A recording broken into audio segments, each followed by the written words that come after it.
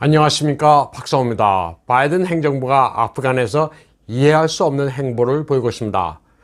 트럼프 시절 도하에서 가진 평화 협상 결과 아프간에는 현재 미군 2,500명이 주둔하고 있습니다. 이 병력은 2021년 5월 1일까지 철군하기로 예정됐었습니다. 바이든도 철군 방침은 계승하고 있습니다. 토니 블링컨은 아슈라프 가니 아프간 대통령에게 보낸 서신에서 미군은 평화협정을 최종적으로 마무리 짓기 위해 고위급 회담을 주선해 줄 것을 터키 정부에 요청할 것이라고 말했습니다. 그리고 미국은 5월 1일까지 미군의 전면 철수를 고려하고 있다고 했습니다. 또 병력 철수 후 재정적 지원을 계속하는 방안도 염두에 두고 있으며 안보 상황이 악화될 것도 우려한다고 말했습니다. 블링컨은 탈레반이 급속히 영역을 확장할 수 있다면서 이런 것을 우려하는 자신의 다급함을 이해해 줄 것을 분명히 한다고 말했습니다. 그런데 블링컨이 아슈라프 가니 아프간 대통령에게 보낸 서신에는 다른 충격적인 부분이 있다고 러시아 RT 방송이 폭로했습니다. 탈레반의 확장을 우려한다면서 아프간 정부에 대해 탈레반과 권력을 나누어 가지라고 종용했습니다. 아프간은 미군이 가장 오랫동안 개입한 전장입니다. 2001년 조지 부시도 아프간 탈레반의 테러 활동을 근절하기 위해 미군을 보냈다고 말한 바 있습니다. 당시 미군은 알카에다의 훈련기지와 탈레반 군사기지를 공격했다고 밝히기도 했습니다. 부시 행정부 때부터 줄곧 테러와의 전쟁을 명분으로 아프간에 개입해왔습니다. 아프간에서 미군은 공식적으로 2,354명이 전사했고 현지 민간인은 4만 3천 명 이상이 숨졌습니다. 미국민의 세금도 상당히 허비했습니다.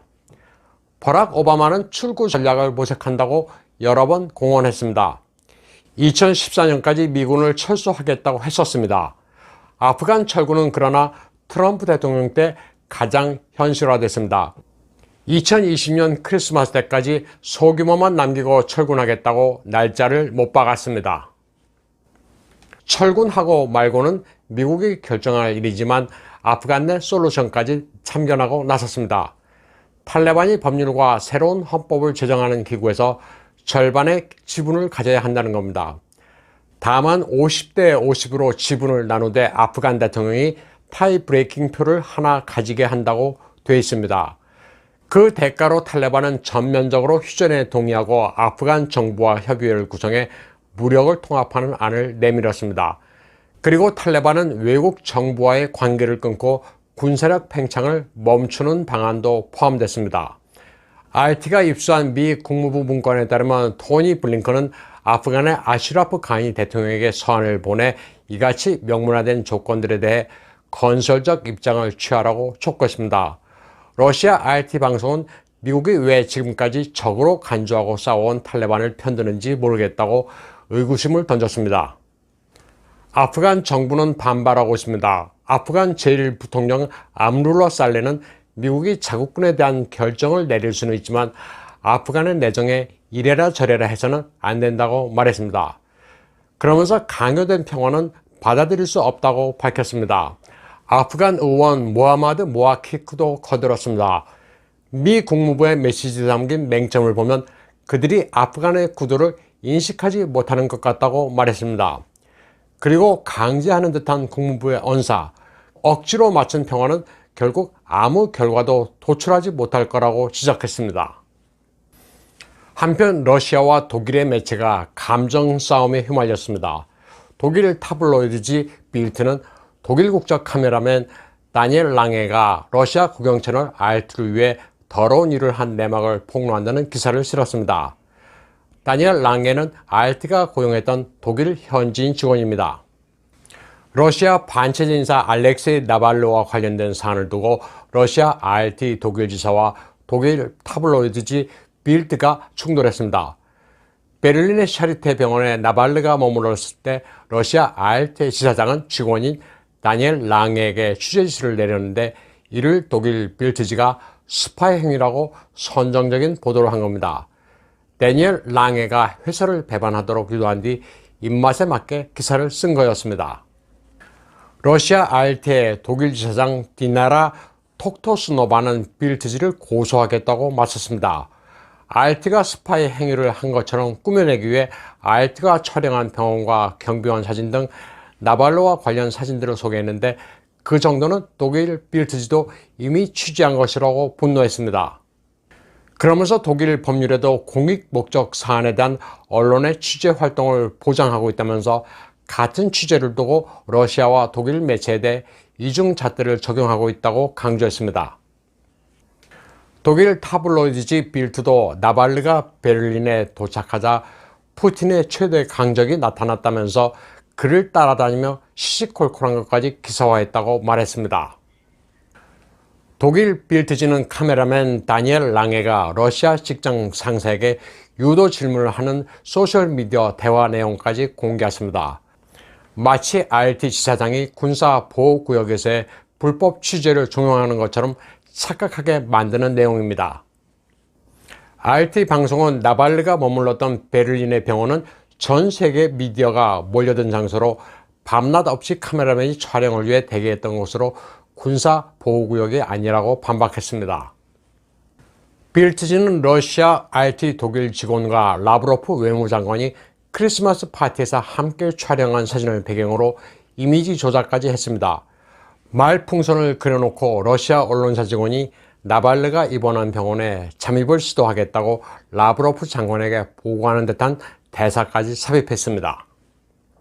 빌트지는 RT 독일 지사가 러시아 푸틴의 지령을 받는 크렘린의 선전 도구라는 식으로 비난하기도 했습니다. 러시아 외교부 대변인 마리아 자하로바는 독일의 이 같은 행위에 가만히 있지 않겠다고 경고했습니다. 러시아 RT 독일에 대해 독일 코메르츠방크가 계좌를 동결하겠다고 협박한 사실도 밝혔습니다. 코메르츠방크는 5월 31일부터 RT의 금융 거래를 금지한다고 통보했습니다. 자하로바는 독일의 은행이 정당한 이유 없이 러시아 언론을 탄압하려 한다고 말했습니다. 자하로바는 러시아 RT 방송이 2021년 말까지 완전한 독일어 채널로 입지를 굳히려 하자 러시아를 무조건 음해하려는 독일 매체와 정치 세력들이 질색을 하고 온갖 음해와 탄압을 한다고 말했습니다. 독일에서 러시아에 대한 마녀 사냥이 시작됐다면서 이는 네안데르탈 원시인의 잔꾀나 다름없다고 말했습니다. 2019년에도 독일 은행은 독일 내 러시아 투데이, 럽틀리, 레드피시 등 여러 매체에 대해서도 아무 이유 없이 2달 동안 계좌를 봉쇄한 적도 있다고 말했습니다. 자하로바는 이들 은행들이 회사 방침이라는 핑계를 대고 있지만 이는 독일 정부가 조종하고 있는 거라면서 이 같은 짓을 멈추라고 촉구했습니다. 그래도 말을 듣지 않으면 러시아 내 독일 매체도 상응한 조치를 취하겠다고 밝혔습니다. 러시아 방송통신당국은 미국의 빅테크에도 맞서고 있습니다. 2017년부터 트위터가 자살 종영, 아동 포르노, 마약 사용 정보 같은 유해한 컨텐츠를 삭제하라는 러시아 당국의 지시를 어기고 있다고 밝혔습니다. 러시아 당국은 국민들을 보호하기 위해 서비스 속도를 늦추는 등의 조치를 취해왔다고도 했습니다.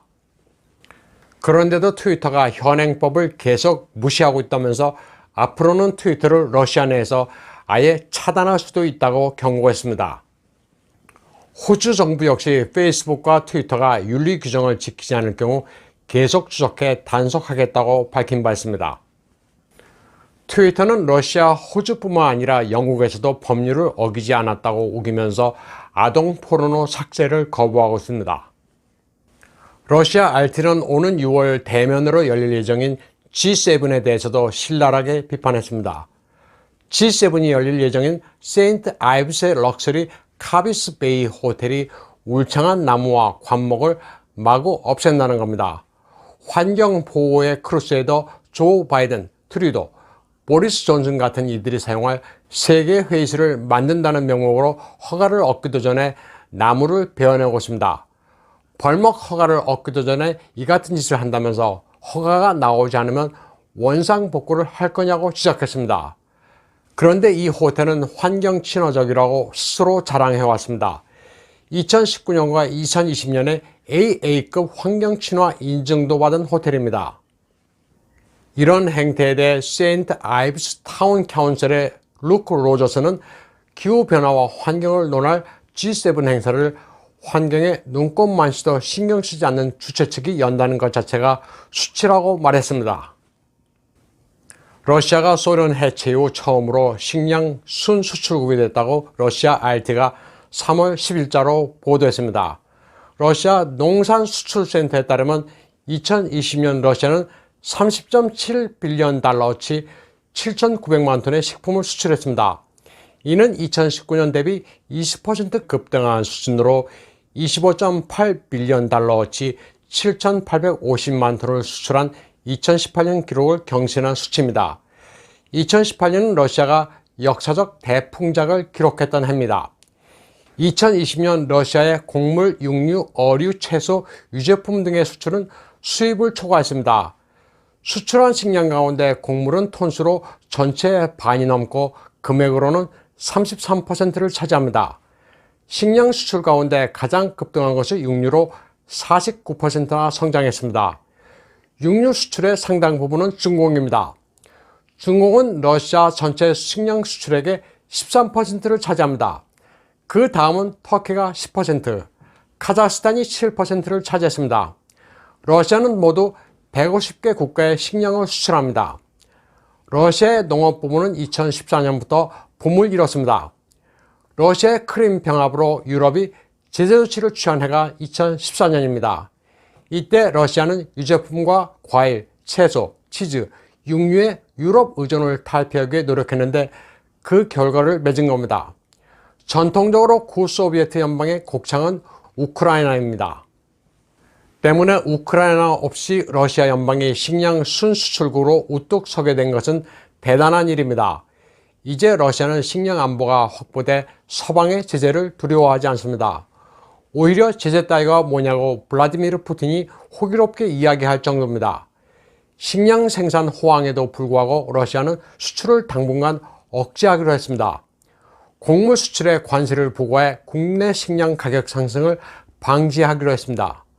국내 식량 공급이 차고 넘치도록 유지한다는 게 크렘린의 2021년 계획입니다. 오늘 방송은 여기까지 하겠습니다. 시청해주신 여러분 감사합니다.